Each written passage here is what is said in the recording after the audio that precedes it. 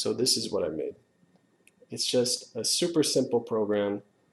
I linked it with Reactivision. So you get this, I call it the demo cube of Reactivision symbols. And when you put it down, it'll recognize the object, its orientation, and show you the symbol, its information. And I have it linked to the Arduino to change the colors on the button and the inside light that lights up the camera so it can see. So you go to all of it, it tells you the number, the symbol, and it works pretty well. And I'll show you the inside of how I did it. But then I also have, for another screen, I linked it to this missile switch. So I created this space launch application. So if you flip the missile switch, it gives you this warning screen. Rockets are activated.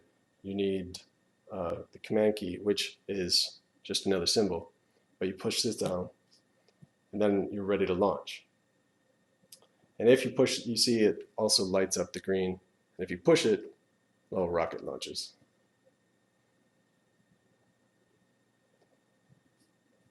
And that alone doesn't seem like that much as far as the application goes, but getting everything talking to each other was complicated, to say the least.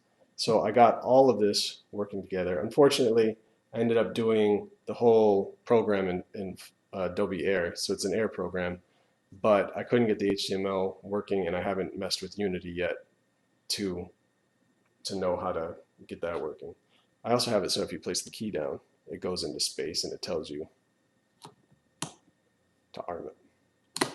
Not armed, armed, fire.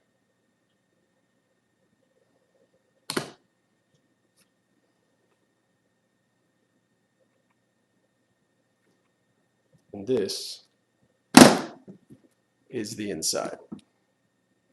I have a NeoPixel ring from Adafruit as the internal light. I have the camera.